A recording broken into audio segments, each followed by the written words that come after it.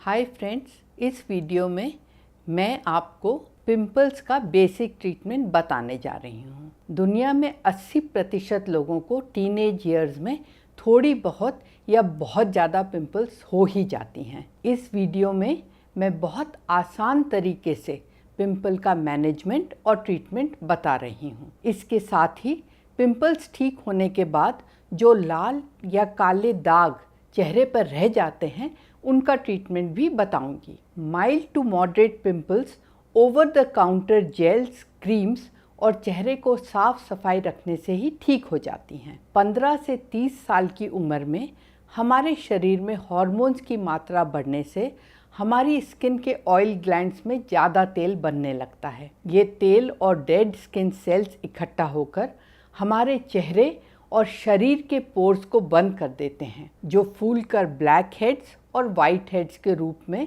Skin के ऊपर दिखने लगते हैं। जब बैक्टीरिया इन ऑयल ग्लैंड्स के अंदर जाकर इनको इन्फेक्ट कर देते हैं तब वहाँ पर पिंपल्स बन जाते हैं। स्टीरॉयड मेडिकेशन और गर्भ निरोधक दवाइयों से, PCOS जैसी बीमारी से हमारे शरीर में हार्मोन इम्बैलेंस होता है और किसी भी एज में पिंपल्स बनने लगते हैं। खाने की चीज़ों में दूध और दूध से बने पदार्थ, मिठाइयाँ, मिल्क चॉकलेट, रिफाइंड आटे और तेल से बने केक, पेस्ट्री, पिज़्ज़ाज़ आदि भी पिंपल्स को बढ़ावा देते हैं। आजकल स्ट्रेस और उसके कारण होने वाला हार्मोन इम्बैलेंस भी पिंपल होने का एक बड़ा कारण बन गया है।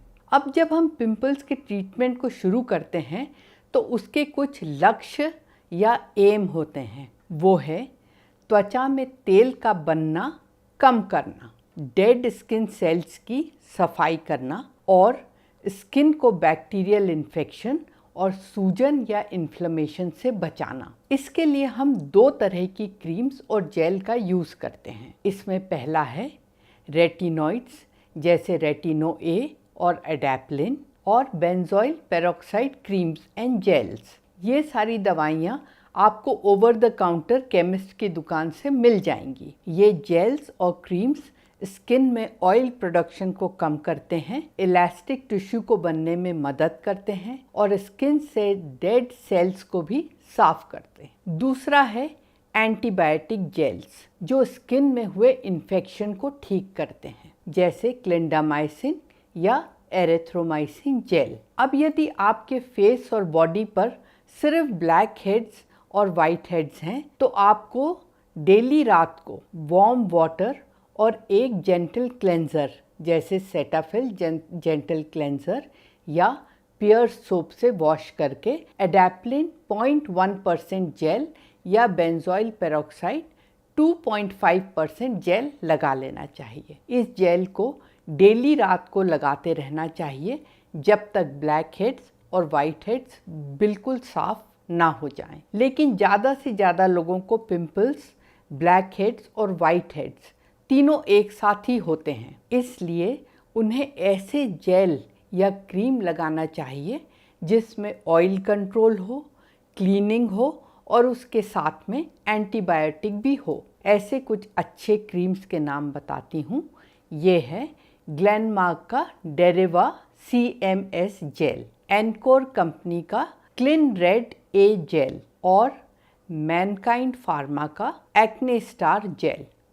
इनमें से कोई भी एक जेल जो आपको सूट करे आप लगा सकते हो। जिन लोगों को ऊपर बताए क्रीम सूट नहीं करते हैं वे माइक्रोलैब कंपनी का एजेलिक एसिड क्रीम एजीडर्म 20% यूज़ कर सकते हैं। यहाँ एक बात बताना चाहती हूँ कि ये सारी दवाइयाँ जो मैंने आपको बताई हैं वो स्किन को सनलाइट से सेंसिटिव करती हैं, इसलिए इन दवाइयों को रात में ही लगाना अच्छा है। सुबह उठकर जेंटल फेस वॉश से फेस वॉश करके ऑयल फ्री मॉइस्चराइज़र लगाएं और घर से निकलने के पहले एक अच्छा सनस्क्रीन ज़रूर लगाएं। ये ट्रीटमेंट आपको तब तक करना चाहिए जब तक स्किन पूरी तरह साफ ना हो जाए। यदि आपके पिंपल्स सिर्फ लगाने वाली दवाइयों से ठीक नहीं हो रहे हैं तो आपको अपने डॉक्टर से सलाह लेना चाहिए और एंटीबायोटिक का ट्रीटमेंट शुरू करना चाहिए। पिंपल्स के लिए डॉक्टर्स अक्सर टेट्रासाइक्लिन या डॉक्सीसाइक्लिन देते हैं, जिसका इलाज कम से कम 3 महीने तक बिना रुके करना चाहिए। ये सब करने के बाद भी यदि आपके पिंपल्स कंट्रोल में नहीं आ रहे हैं या बहुत बड़े बड़े पिंपल्स हैं जिन्हें हम सिस्टिक एक्ने बोलते हैं, तो आपको डॉक्टर की सलाह से आइसोट्रेटिनोइन की गोली का ट्रीटमेंट शुरू करना चाहिए। ये सीवियर पिंपल्स और सिस्टिक एक्ने के लिए बहुत अच्छी दवाई है, लेकिन ये दवाई स्किन को बहुत सुखाती है, लिवर पर भी असर करती है और इसे प्रेग्नेंट और बेबी को दूध पिलाने वाली महिलाओं को बिल्कुल नहीं लेना चाहिए। इन कारणों से इस दवाई को डॉक्टर की सलाह से ही लेना चाहिए। कितनी डोज कितने दिन तक लेना है, ये निर्णय आपके डॉक्टर ही करें तो अच्छा है। अब बात करते हैं पिंपल्स ठीक होने के बाद जो लाल और काले धब्बे लोगों के रह जाते हैं, उनको कैसे ठीक करें। इन धब्बों को स्कार नहीं कहते हैं। स्कार वो होते हैं जिन पर हाथ फेरने से स्किन अनइवन या ऊबड़ खाबड़ महसूस होती है। स्कार का ट्रीटमेंट भी बिल्कुल अलग होता है, जिसका वीडियो मेरे चैनल पे है और उसे आप देख सकते हैं। यहाँ पर मैं आपको सिर्फ पिंपल ठीक होने के बाद ऊपर से जो लाल और काले धब्बे रह जाते हैं उनके बारे में बता रही हूँ। ये देखने में बहुत गंदे दिखते हैं, लेकिन हाथ लगाने से स्किन स्मूथ ही फील होती है, अनइवन या ऊंची नीची फील नहीं होती है। एक्ने स्पॉट्स के ट्रीटमेंट में सबसे पहले है सन प्रोटेक्शन या धूप से बचाव। जब आपकी स्किन एक्ने से रिकवर ही हो रही है तब धूप में नहीं घूमना चाहिए और बाहर निकलने के पहले एक सूटेबल सनस्क्रीन जरूर लगाना चाहिए। जिन लोगों को सनस्क्रीन सूट नहीं करता वे लोग वर्जिन कोकोनट ऑयल या शुद्ध नारियल का तेल भी अच्छी तरह स्किन पर लगाएंगे तो स्किन जलने से बच जाएगी। दूसरा है vitamin C serum. Vitamin C एक बहुत अच्छा एंटीऑक्सीडेंट और एंटी इन्फ्लेमेटरी एजेंट है। ये स्किन के काले पिगमेंट या रंग हटाने को भी हेल्प करता है। पिंपल्स ठीक होने के बाद यदि आप इसे डेली रात को पिंपल स्पॉट्स पर लगा के सोएंगे तो स्किन जल्दी हील होगी और दाग भी जल्दी ठीक हो जाएंगे। इसमें सिप्ला कंपनी का VC15 सीरम और VC5 सीरम अच्छे हैं। एक और विटामिन सी का VCX सीरम आता है। इसमें विटामिन ई और फेरुलिक एसिड भी रहता है जो इस सीरम को ज़्यादा इफ़ेक्टिव बनाता है। एक बात का ध्यान रखना है कि जब आप किसी भी विटामिन सी सीरम की बोतल खोलते हो उसके बाद उसको फ्रिज में ही रखना है, बाहर नहीं छोड़ना है। दूसरा, विटामिन सी को सिर्फ रात में लगाना चाहिए, दिन के टाइम लगाकर घर से बाहर नहीं निकलना चाहिए।